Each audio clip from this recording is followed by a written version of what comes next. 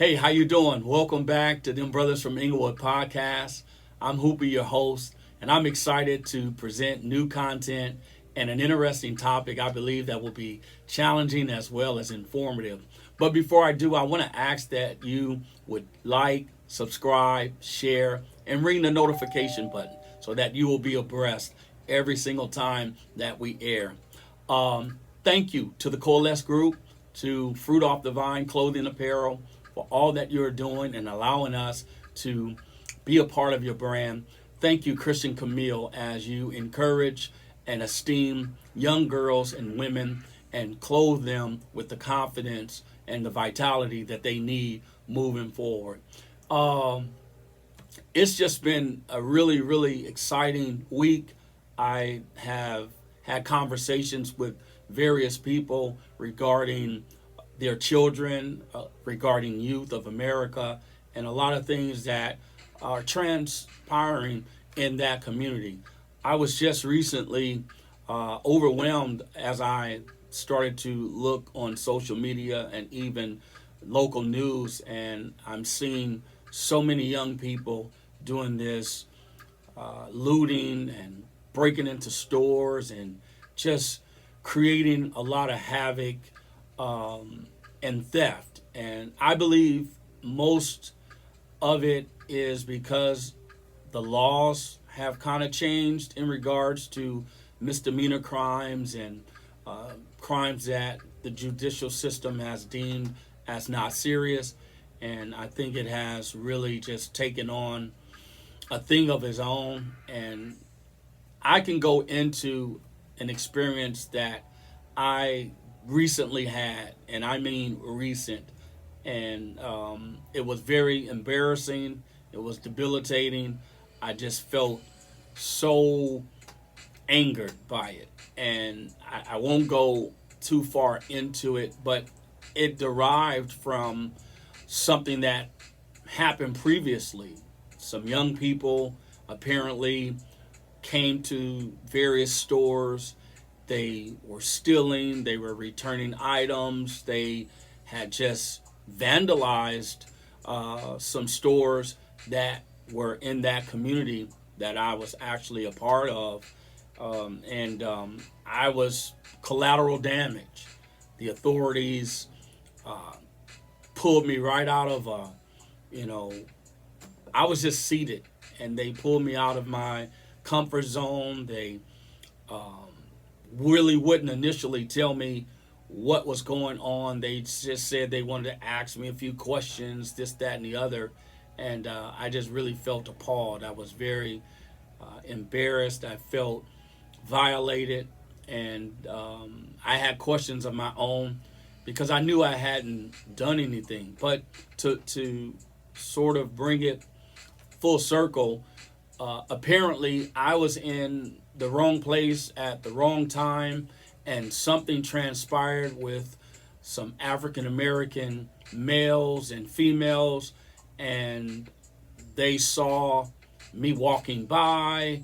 They identified, what I was wearing and what my description was. And by the time I got to my destination, here comes law enforcement. And, it worked out in the sense that I wasn't arrested. I didn't do anything, but I wasn't arrested. However, it was very inconvenient for them to approach me in the way that they did. They wanted to search me. They wanted to just, pursue a matter that I really had no conscience of. I had no awareness of what had taken place. And this leads me to say this one thing. We are so in need of men being present in their children's life, not just to say that we're there, but to teach, to mentor, to nurture, to really be a resource for our youth.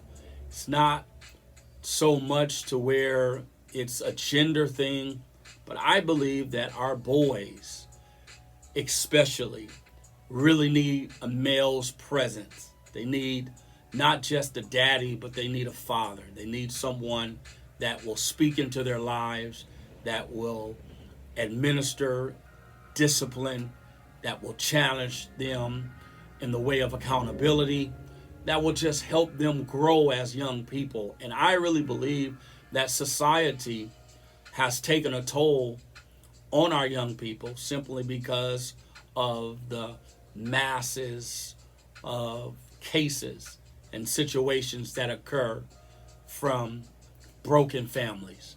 And today I just want to talk a little bit from the subject of the call to manhood. The call to manhood really has various components to it. I believe that we can dissect what manhood is. We can deal with the gender of the male. We can also look at the responsibility of those who bear children, men who make babies, men who are not fathering their children, but are being biological dads. And I wanted to speak about this subject not only because of what I experienced over the weekend, and I experienced this just on Sunday. I was just approached and I spoke to those officers and I said, you are racially profiling, because here I'm 56 years of age, gray and black beard. I'm dressed appropriate. I'm minding my business. I'm experiencing my day, my way. And you basically categorize me and you stereotype me because of the color of my skin. And I told him, I said, I don't see any other black males in this vicinity, nor did I see any when I was sitting down in the patio area of where I was at.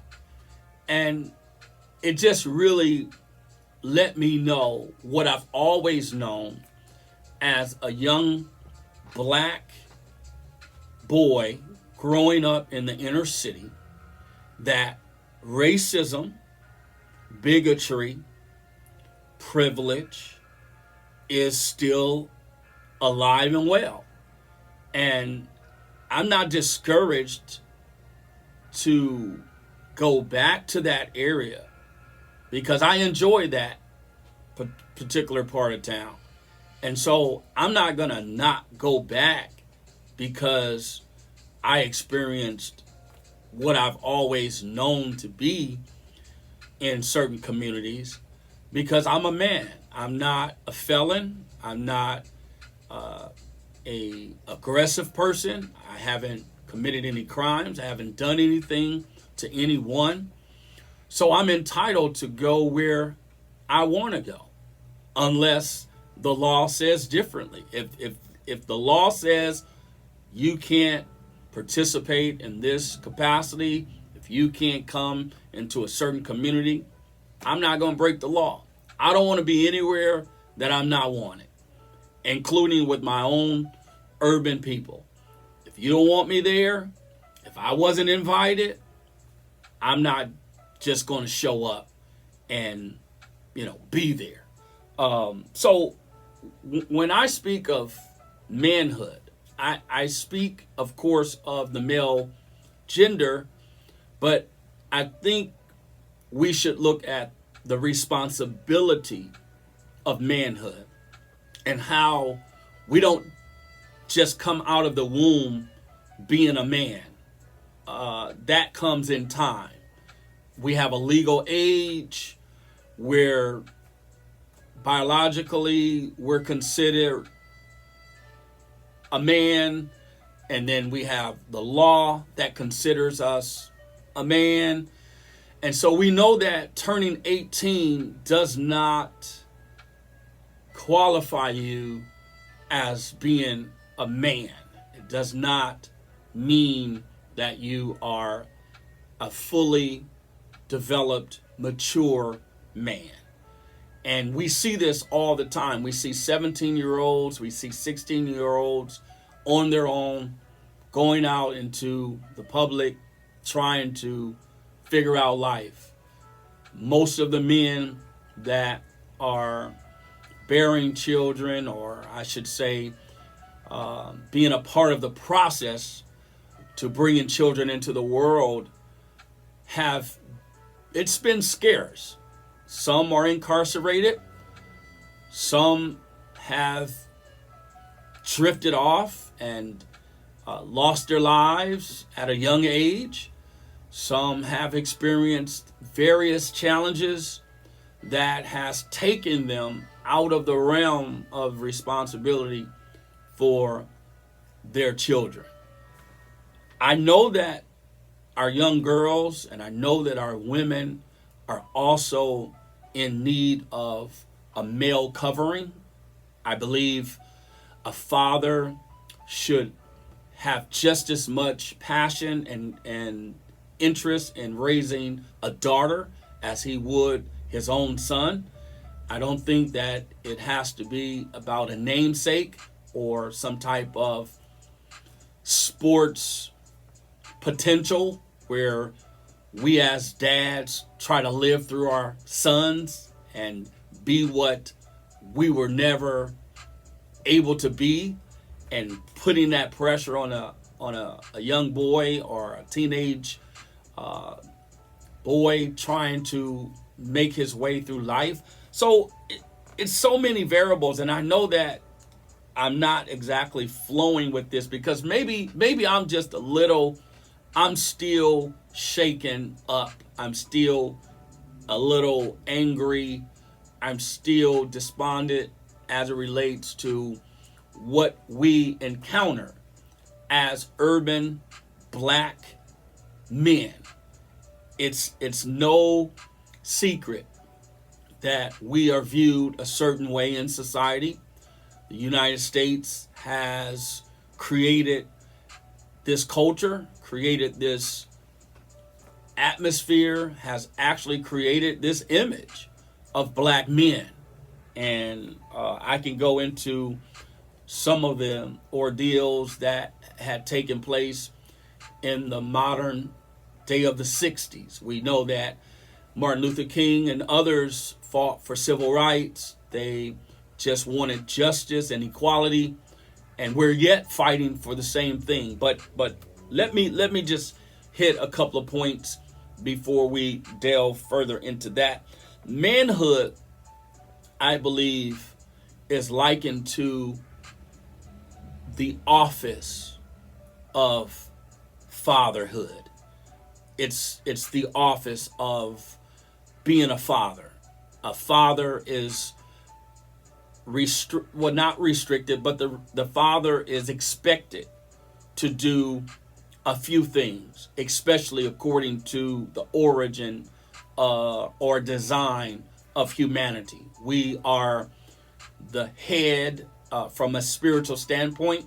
We are to spearhead our families. We are to govern and establish and create boundaries because we've been given a mandate to do so. I just believe that most men never understood their role. They don't know their value. They don't understand the quality or the criteria of manhood.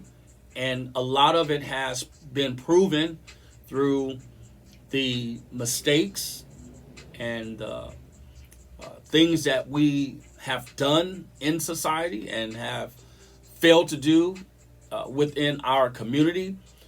But I really want us to chime in and to talk about this. Let's have open dialogue. Let's have a discussion. What does it look like? What is this idea or concept of manhood, which leads to fatherhood if those particular persons choose to have children? You know, you go from manhood to fatherhood. Fatherhood is much different than just being a daddy. I have children of my own.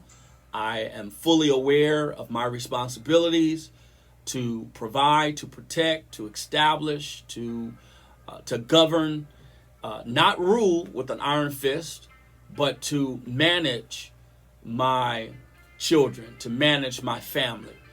I am a statistic. I was once married. I'm divorced.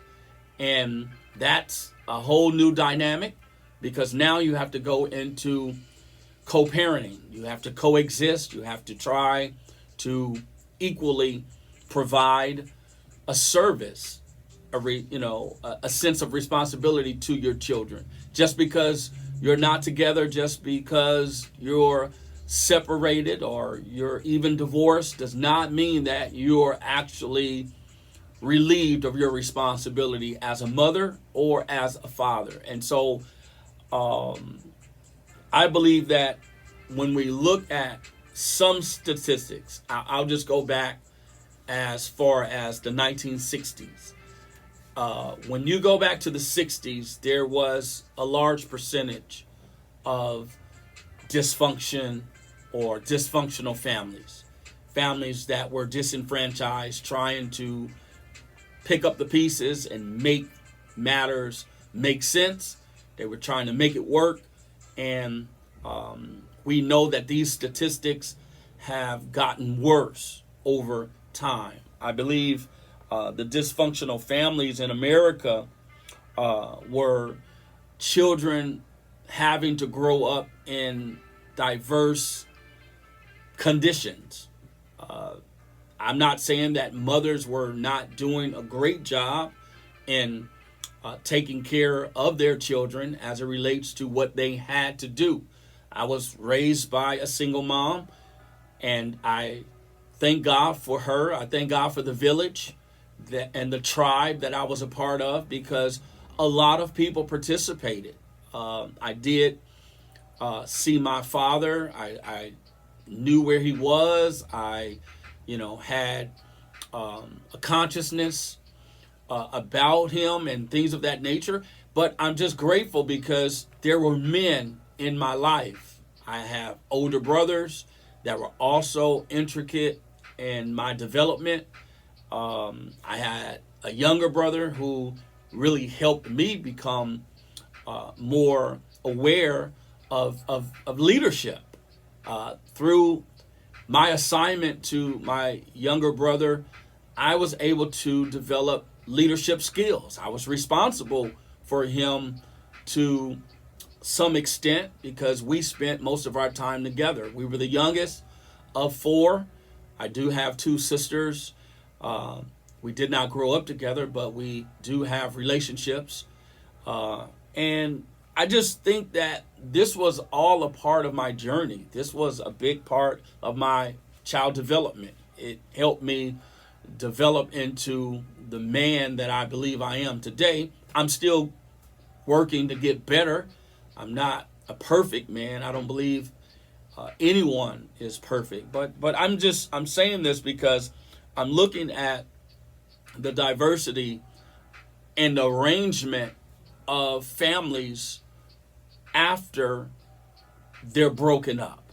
When families are broken apart, you have a lot of fragmented people. You have a lot of pieces that need to be mended, that need to be put back together. And these relationships are sometimes destroyed and they're not salvageable.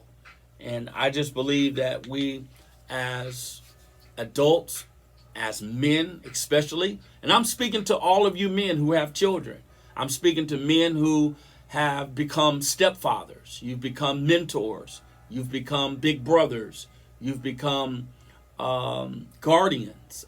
You've been responsible for children that are not yours. I want you to chime in. I want you to speak to this subject because it's real and we are responsible. I don't believe that it's just the responsibility of the biological father to help develop young people, or of course it is solely his responsibility to take care of his child.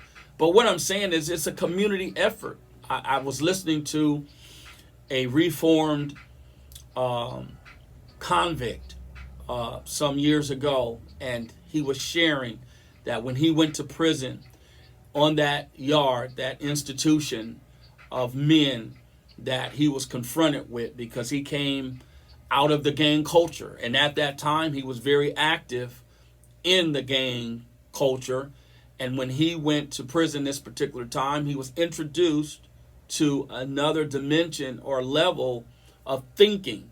He was actually introduced to a group or organization inside the prison that challenged him to educate himself, to read more, to gain a clearer understanding, but more importantly, to love himself and to love his black people. So it was a movement inside the prison. And what he was saying was that it wasn't just a responsibility of a father to look after his son, but it was all of our responsibility as black men to look after one another. So it wasn't so much that the young people had to figure this out on their own. It was a community. And this is what he was speaking to. And I believe that this is important today. So 73% of homes were a two-parent home in the 60s or in 1960. 73% of homes were occupied by both parents. By the year of 1980, there were only 61% occupancy of both parents. And by the year 2014, I'm sure that it's lower here being in 2023, but in 2014, it went down to 46% of two-parent homes.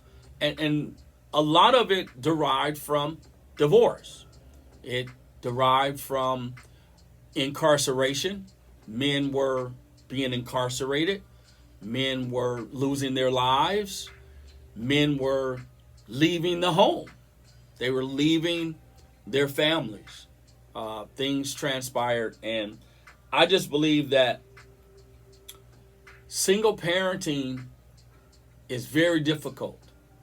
Single parenting is a real reality that we as men who are coming into manhood should take a very, very close look at. We should consider ourselves fortunate to have participated in making a child.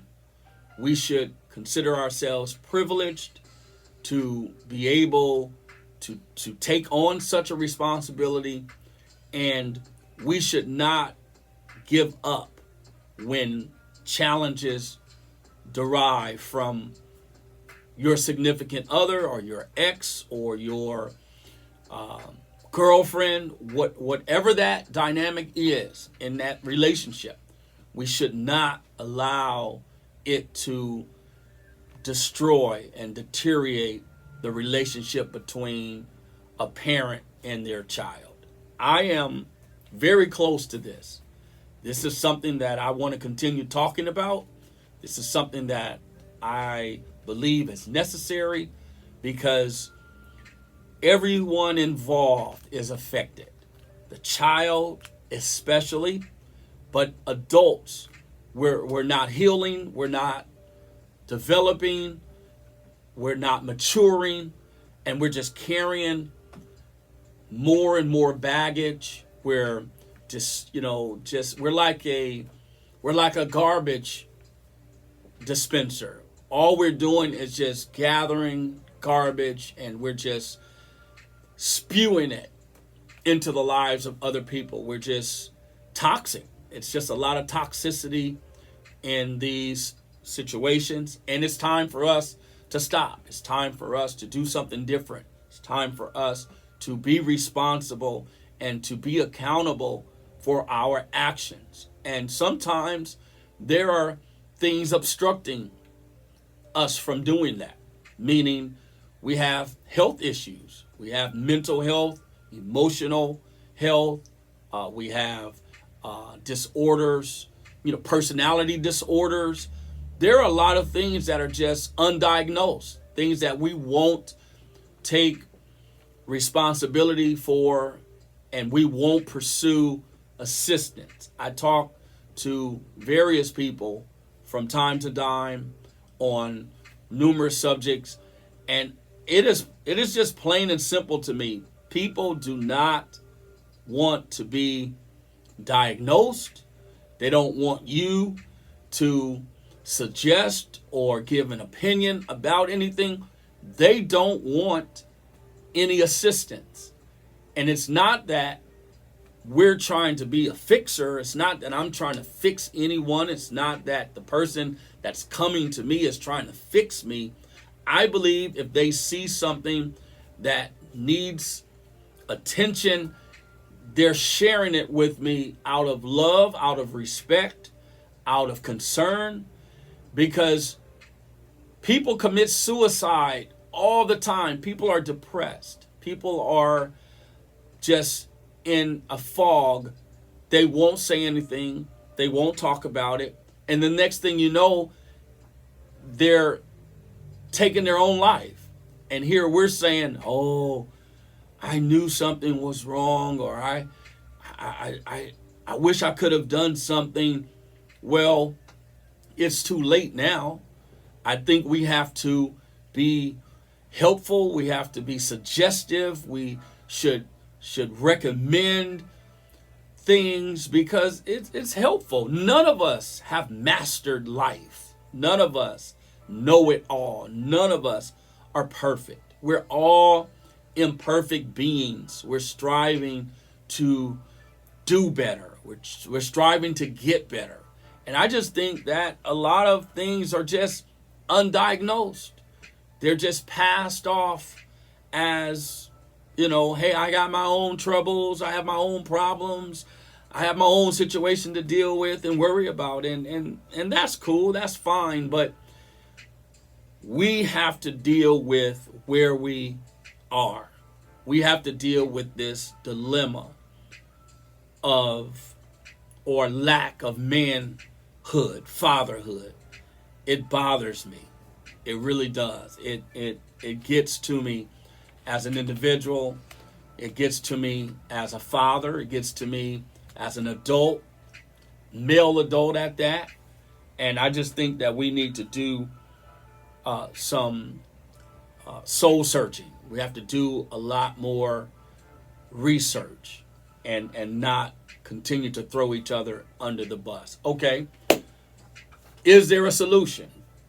Cameron, do you have a solution? What do you suggest? Are there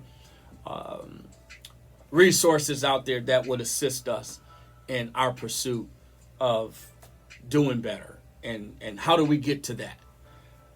I believe there are a lot of institutions and resources, literature, material that we can get that will enhance our knowledge of where we are. I believe that it first begins with us as individuals. It begins with me. It begins with my ability to confront my weaknesses, where I am, what I'm thinking. Some people find it hard to do that.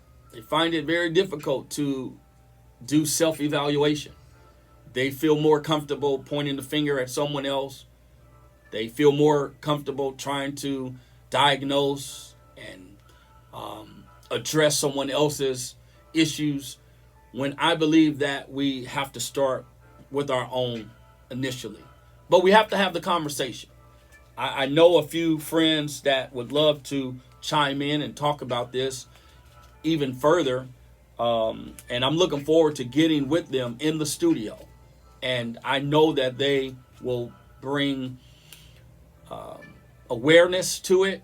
They will bring light and enlighten us as it relates to where we are as men, because I just believe that it's God's order. It's his mandate that men lead their families. Men be the spiritual head of their relationships, of their marriages. And men who are not married, that are in relationships, should model what God actually says about leadership. And until we do that, we're going to be like an island running around here justifying only to satisfy our own personal interests when our children, our young boys need us. Lastly, before I close, I want to say that there is an estimated 40 to 50% of marriages in the United States that have ended in divorce. A lot of these marriages probably shouldn't have been a marriage, but it became one, and we have to coexist in these marriages and in these relationships, and we should be honest enough with ourselves as to take an initiative to dissect what marriage is all about, if we're even qualified to succeed in a marriage relationship. Marriage, according to sacred texts, is honorable, and this is an institution that God ordains, that he has blessed, that he has made for a man and a woman. I know a lot of you are going to be upset with me because of my belief and my position on marriage, but that's fine. It's always up for debate and discussion. However, it's very, very plain and simple throughout the scripture as it relates to this marriage institution. Now, I love all people, and I know that there are people who are in marriage relationships that is surrounded by love. I'm not against love at all. I'm really not. I have nothing against two people loving each other. And so that is not my argument. That's not my debate. I'm talking about the institution itself. However, I love all people. And I trust that love is the major component to any relationship, regardless to who is in that relationship. Let me say this really quick. There has been an increased proportion of children living in single parent families. We know that it's not the child's fault because the child didn't ask to come. We know that it's not the behavior of the child that tears up marriage and relationships, because an adult who is biologically fathering and mothering a child should have total and complete jurisdiction on raising that child. So if a parent breaks up with their spouse based on, let's just say not getting along, or just, from the premise of, I can't bear it, that is not taking responsibility for your relationship. So this is one of the number one reasons why there are, single parents raising a child. It is because those relationships dissolve in some kind of way. The other thing is increased proportions of adults in non-traditional living arrangements that has contributed to the increase of broken families. It's the arrangement. It is the culture. It's the environment that has obviously been challenging to most relationships. The third thing and the last thing is the increased female workforce. Because of single parenthood, most women have chosen careers and chosen work that has not only established them and supported them and provided a quality life for them, but it has also consumed their time. It has consumed their interests as it relates to not believing or not feeling as though I'm going to wait on a man to come and do this for me and do that for me. And they have basically remained single through the, I would say, advancing of their careers. And I'm not mad at that. Women have just as much of a right to earn. They have done an excellent job in the past and even presently. They are CEOs and chairmen of companies. They have taken the world of entrepreneurship by storm. They have succeeded in their educational goals. They're earning BAs, MAs, and PhDs. They're more than capable of taking care of themselves. I just think that the dynamic of relationships are consummated through the role. And I know a lot of people don't like to talk about roles, but there is a role in a relationship that we should play in order to see that relationship grow and be healthy. And so I just want to say thanks for allowing me to give some input to really create dialogue. I want to create a conversation about this. I want to hear you in the comment section. I want feedback. I'm going to do a live, and I want to bring someone on that will speak clearly to this subject so that we can basically do this together, so that we can win together, that we can go from manhood to fatherhood in a healthy and successful way, because these young teenagers are not men. These young teenagers are not women.